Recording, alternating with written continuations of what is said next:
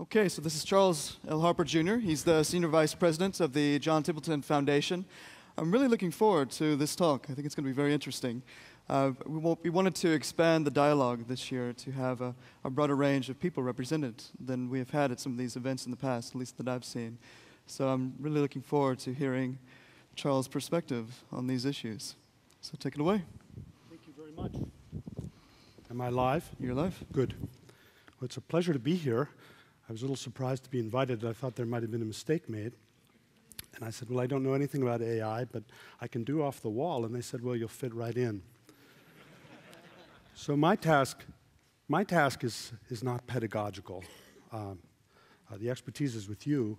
My task is perhaps to be a catalyst in some way and to raise some big questions that I hope will be fruitful for you. And I have an agenda to meet some people and to get some feedback from you about some projects that we might be interested to fund, having to do with computer games. So we'll get to that a little bit later. But I look forward to learning from you and hope again simply to raise some useful questions that are off the wall. I need the next slide. So the three big questions I want to raise. The first one is, what does a slug know of Mozart? What does a slug know of Mozart? So the question has to do with whether intelligence, as it goes super, involves discontinuities or not. Then the second question is about the dilemma of power, and I'll define that. The question is the general dilemma of power. Is it a big issue or not a big issue? That's the question. Then the third question, how much significance is there in the whole future of AI to the issue of the transformation of desire? The transformation of desire, kind of a spiritual issue. Okay, so the first question, what does a slug know of Mozart? Now, we tend naturally to think of superintelligence that it's like John von Neumann, only smarter. That would be the continuity vision of superintelligence. It's like von Neumann, just smarter. But you could have an idea of radical discontinuities. You could have an ontology in intelligence that has radical discontinuities, just like the phase diagram of a liquid. Now, epistemology for creatures, for us, follows ontology. So a slug has a certain biology, you could call that its ontology, and its epistemology follows what it is, its slugness. So what a slug knows or perceives and what it cannot know and cannot perceive is simply dependent on what it is biologically. And this is a trivial point. So, of course, a slug's capacity is very limited with respect to ours. Therefore, to a slug, all of Mozart's musical creativity is just some kind of primitive perception of vibrations. Now think of a closer one to us. Biologically, we're incredibly close to chimps, and we have deep insights from primatological science into human nature. Profoundly important research insights are coming out all the time, and we at Templeton fund a considerable amount of this work. However, there's a fundamentally significant transition whereby we ought to be considered a new phylum, the transition to language, and the kind of culture that's not animal culture, that's a cumulative culture, the kind of culture that is involved in what this meeting is about. So before this transition and after this transition, what changes is this ontology of language and that which comes after it, the accumulation of symbolic thought, culture, both analytic and aesthetic. So this is a profound transition, and again, biologically, although there's a small genetic increment, we might as well be a new phylum. Something new and discontinuous has arisen because of a small genetic increment of change. So again, biologically, not very much different. But what's happened is what you could call a post-Lamarckian transition. Whereas Lamarckian biology is false biology, the idea that learned traits end up in the genome of the individual. But that's what we do with culture. We have insights, useful knowledge, which is accumulated in libraries, and that expands our adaptive power as individuals and as a species because we combine our primatological genetics with our cultural accumulation of information through libraries and now, of course, the internet. So take a picture like this, a picture of a social experience. So culture is social, and it's based on linguistic ontology, the fact that we are homo linguisticus, we're a speaking species. We have culture. We have learning. We have the accumulation and passing on of that learning. So to understand Mozart, a slug, of course, is not well matched. A slug does not have this capacity. It doesn't have this ontology. So a slug can know nothing of Mozart. Now take the same diagram as before, and let's say that Gork is speglic because it's based on orphensic ontology. Now, none of us know what these words mean because I just made them up. But we don't have speg. If we don't have speg, we won't be able to have Gork because it's based on orphensic. So superintelligence, if it involves transitions, they'll be like this. We won't have orphensic ontology. We won't be able to speg, and Gork will mean nothing to us. It does mean nothing to us. So that's an example. So if a slug knows nothing of Mozart, we can ask the question, is this like it for us? What about us? Are we like slugs with respect to some higher complexity level in our biology, or if you want to make it in silicon, perhaps you can, but it's most interestingly direct in biology. So could major discontinuities exist that we know nothing about, and beyond that, that we could know nothing about? We couldn't have the possibility to know about them. This is not a new idea, but it's a big one. So you can think of a biological ontology and the associated epistemologies like a mountain. Now, we typically think that we're on top of Mount Everest. Science gives us prostheses that are amazing, but they're not transcendent in terms of fundamental discontinuity. We tend to think we're on top of Mount Everest, and a slug is sort of down there pretty far towards the base, but we tend to think that we're on the top. Maybe it's true, but maybe it's not. So that's the big question. What does a slug, first one, what does a slug know of Mozart? Now, for those of you in AI, that's a question that you can't answer, but one would have to face as a possibility because we don't know about this. Okay, question number 2 is a little more practical. How serious is the dilemma of power? On the left is Fritz Haber, on the right is Lisa Meitner. On the top right is the Haber-Rossignol apparatus for the fixation of nitrogen, developed, I believe, in 1909. Okay, so what is the dilemma of power? As I define it, it goes like this. The dilemma of power is the fact that science and technology create new forms of power rapidly, whereas cultures and civilizations do not so easily create the parallel capacities of stewardship required to utilize newly created powers for benevolent use and to restrain them from being used to serve malevolent ends. So it's an asymmetry of rate. It's easy to make new powers, raw human powers, of any sort, whether it's cell phones, nuclear bombs, vaccines, good things, bad things, just raw power that comes out of the great Baconian enterprise that's now realized. Francis Bacon's dream is true and accelerating in its success, perhaps. Some debates about the curves. But that's the dilemma of power. So my question is, does it matter much for this AI question? It's a simple question. I won't answer it. I want to raise the question, does the dilemma of power matter? So some basic issues are, again, that the acceleration of the development of new powers is rapid and relatively easy. If it's like a black box, you can put in capital, talented people, and time. The wheel cranks and out comes new technological powers, new scientific insights that create new technologies, and so forth. But if you think, is there a comparative box for civilizational capacities of stewardship? You cannot think that there's been a Baconian enterprise whereby we have learned to put in capital, talent, and time and create these capacities of stewardship. We have not invented, we have not created that institutional capacity in our world to do that. So it therefore, in a general way, a completely general way, suggests a reasonable, this is maybe the risk part, a reasonable prospect for future mega-disruptive mega-disasters. It's just straightforward general logic. And on the more happy side, it suggests a challenge for innovation to advance civilizational production of new capacities of appropriate stewardship. But what to do? It suggests the challenge, it doesn't suggest the answer.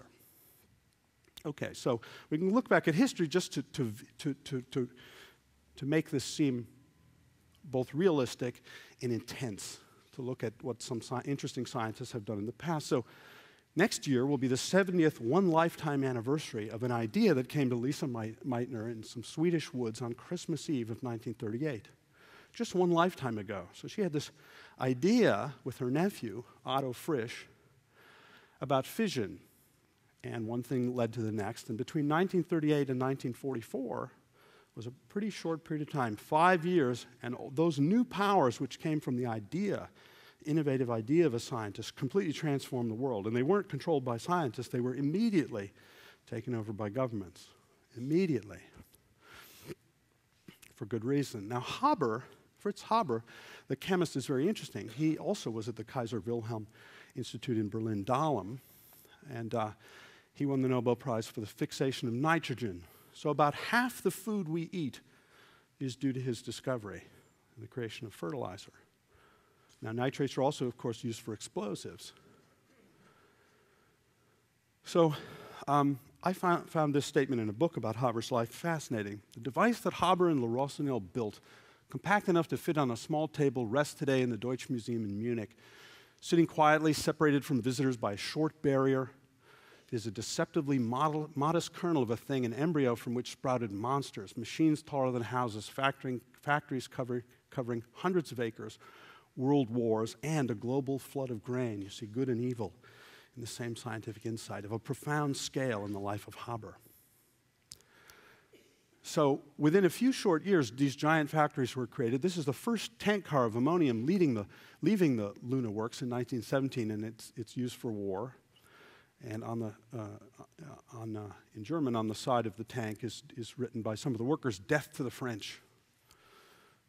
Now, Haber also, as a chemist, pioneered in World War I gas warfare.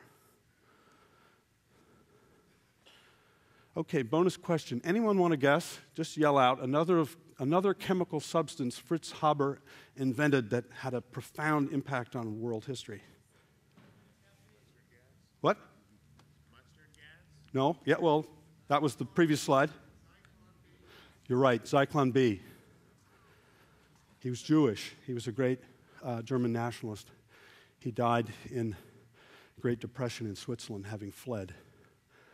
So it's an interesting example of how out of a great scientific mind, great scientific creativity, comes tremendous good and tremendous evil and tremendous irony in the life of a great scientist. And he wrote himself, "The great technological accomplishments that the past 50 years have granted us when controlled by primitive egoists," this is the dilemma of power, "when controlled by primitive egoists are like fire in the hands of small children." I want to put a name to this problem for the dilemma of power. It's the loaded AK-47s in a kindergarten mixing problem. If you have a kindergarten and you put in a lot of loaded AK-47s, you have a mixing problem. So the question is, we are creating immense new powers that are like AK-47s. To some degree, there's a relative relation. We might be like kindergartners, or unavoidably so, precisely because we can't invest to create civilizational capacities of ethical stewardship at all levels, whether they're individual, global, national, societal, familial, whatever they are. We have great difficulty with this challenge. That's the loaded AK-47s in a kindergarten mixing problem. Now, of course, this is a hot issue today. It's on the front pages of newspapers because this technology that came originally from the fertile mind of Lisa Meitner is now being realized in places that are problematic, like Pyongyang and Tehran. I don't want to get into politics, but this is the concern that because these technologies exist, very low probability events perhaps are not unlikely to happen. Will a nuclear bomb explode in a large city like New York? Could be a low probability, but there's a lot of large cities, and there's a lot of time. So this is not a new topic. It's an old topic, but I would be myself a little nervous living in New York. I don't think my suburb would be targeted, but okay. So the restatement of the core issue is that the major trajectory of the output of scientific and technological innovation generates the acceleration of the manufacture of new human powers. So surely the AI vision, or the Singularity vision, has much to do with that. Now, of course, very much is good and benign. And to be a technophobe would be a horrible mistake. We want to be technophiles for human benefit. But again, fast growth in power generally necessitates some kind of corresponding growth in stewardship. Now, if that can be shown to be not true, that logic, that's rather interesting. But it seems to be general. So again, does the dilemma of power matter a lot? I don't have the answer. I think it probably does because of this general logic. But it's a very important question to keep in mind. And on the other side, what could be done on the stewardship side? Could science and technology do something very positive on that side? That's a challenge for the future. Okay, question number 3. How important is the transformation of desire? How important is the transformation of desire? Now, why in the world is Michael Jackson on this slide? I think it's just a mistake, but let's interpret it anyway. Now, because Michael Jackson is wealthy, he had the power to pursue his desires. Now, what you see here is a kind of an icon of the ability to pursue desires with power, in which the desires themselves are problematic. They represent something like self-hatred. So that's a kind of an icon of the problem of the transformation of desire. I don't want to pick on Michael Jackson, but it's rather striking to see it in a face. Now, the desire to eat. On the bottom left is a hagfish. We have hagfish nature. We are eating creatures. We have evolved to survive, to reproduce, and a part of that is to eat. So we have this fundamental drive to put food into an orifice in our body. So we share that with a hagfish. So there's a lovely book by Leon Kass called The Hungry Soul, which talks about the transformation of desire. We can be hungry for justice. We can be hungry for truth. We can be hungry for goodness. We can be hungry for many things, advancement of our career, for scientific reputation. But that we are hungry, that we have desires, is a fundamental part of our nature. We are hungry creatures. We share that with hagfish and amoebas. Now, our culture often tries to turn this, to take the transformation of desire and accelerate it in directions that we consider to be good. So for example, fasting is the direct repression of this fundamental biological deep drive of hunger. And that's in all traditions, all religious and spiritual traditions, and in secular ones, like on the bottom right in a sort of health and happiness tradition. So fasting is directly the attempt to transform the desire of hunger into the desire for something we would say higher. So that's what the transformation of desire is about. So when I was preparing this, I wanted to see what books have been published with the name, with the phrase transformation of desire in the title. So I found 2. One on the right is Christian, and one on the left is Buddhist. Not untypical, not unexpected. So in the Buddhist case, if you think of what superintelligence is in the Buddhist case, it's very extreme in the Four Noble Truths. You could think of desire as being similar to attachment, that the origin of suffering is attachment or desire. And again, that the cessation is attainable by meditative techniques, and that the path to superintelligence has to do with the extinction of desire. Now, this is the deep core of Buddhist thought. So nirvana, the summum bonum, is, again, the extinction of desire. Now, this is quite a radical idea of the transformation of desire because it's transpersonal in an almost extinguishing of the self sense. Now, many of you know this better than I do. Now, let's look at another version, a humanist version, not so extreme. In Turkey, you can go to Ephesus, and you can see the Library of Celsus, and you see a humanist vision of balanced ideas, and you see on plinths there 4 statues. Now, these are Sophia, Arete, Ennoia, and Episteme. Now, intelligence is sort of in here, not in the modern sense, in the ancient sense. In Ennoia, you have wisdom, virtue or excellence, thought, intelligence, intention, and knowledge. So you have an idea of the transformation of the person and of desire that involves this balanced component. It's not all about advancing IQ or effective IQ. So again, this combination. Now, Christian humanism adds to this a similar aspect to Buddhism, the radical transformation of mindset. Here's a famous verse from Philippians, brethren, whatever is true, whatever is honorable, whatever is right, whatever is pure, whatever is lovely, whatever is of good repute, if there's any excellence and if anything worthy of praise, think about, make these things internal to yourself. And Christian humanism also adds the agapic dimension of love, makes love important, or compassion, altruistic love. It adds this to the vision of what it is, in a sense, to be intelligent, in the broad sense of intelligence. This becomes a kind of spiritual technology. In the West, here in Dante, you have the dialectics of sin and virtue, humility, kindness, forgiveness, diligence, charity, temperance, and chastity against their opposed vices. Okay, so in modern parlance, in addition to IQ, is it intelligent? Is it an intelligent agenda to try to advance wisdom, or empathy, compassion, agapic love, forgiveness and reconciliation, altruistic vision and purpose, and so forth? Is it intelligent to advance these? And it's been fascinating to me in this meeting to see much interest in this kind of dimension of what would be super intelligent. Now, how in the world could this stuff relate to computational science? Let's get back to the topic of the conference. Now, for the Templeton Foundation, I'm very interested in this question that relates to a practical issue and maybe an industry, and very deep and fundamental questions. And we're supporting a pretty big project at Harvard with a game theorist called Martin Nowak, and his agenda is to develop a formal, realistic, mathematical understanding of logics of cooperation and the ethical dynamics of the human social order. His latest book is Evolutionary Dynamics. He wants to have a general theory of the dynamics of evolutionary processes. Now, my question is, could the games industry have some synergy with research support for these kind of fundamental agendas? Could you have games that run off of this kind of deep theoretical work and its finding? I presume that most games don't, that there's some sort of simple workaround, and it's not simple. I'm sure it's very complicated and interesting, but I'm wondering if there's some connection between the games industry and the learning of virtues, which games can engage us in, and deep research on understanding these things. Okay.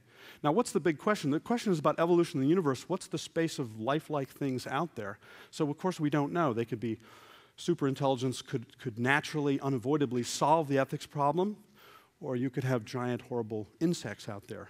It's a completely undealt with question technically, and you need a deep, fulsome theory of evolutionary dynamics to understand the structure of the evolution of ethical systems in post-cultural species, once culture has been invented and whatever's beyond culture. So no real science has been done on this to my knowledge, but it's an attempt to do real science on what was engaged in the science fiction of Olaf Stapleton in Star Maker. So we're interested in that. So with games, might it be possible to develop a win-win synergy between these two quite different domains of the games industry and fundamental research on the deep evolutionary logics of what you might call the virtues? And I don't know, but it's worth a shot. And I'll just carry on. And I'll mention that the success of modernity follows from a division of labor logic, whether it's business labor or intellectual labor. So there's a disintegration of domains. So when we talk about the virtues, or we talk about spiritual transformation, and we talk about computer science, these are very different domains in any university, and they're separated for good reasons, reasons to do with productivity. And therefore, there's often an opposition in universities to these grand integrative scenarios. They just don't strike people as the right way to do science. However, in the initial vision, so if you look at what Newton was trying to do, or what Bacon was about, or Wilkins, the founders of the Royal Society, and Hooke and Boyle, they were actually trying to solve the politics problem, the theology problem. They were interested in social harmony, and to some degree, Newton discovered gravitational dynamics in the calculus as a mistake along the way. I just talked to Rob Iliffe, who's editing all these unpublished papers of Newton, and this is what he thinks. And it's very clear in the case of Francis Bacon that this kind of agenda of an integrative of the relief of the human estate involved not just specifically working on math and science. So the meeting is fascinating. It raises challenges directly for the integrative vision in relation to the expectation of the creation of a massive new transhumanist power. And also it engages people that I'm very keen and eager to meet that are involved in the programming and the technological advancement of the games industry and who are interested in this task of training the virtues and not just World of Warcraft type stuff. So again, summary of the questions, you'll remember them, and thank you for your attention.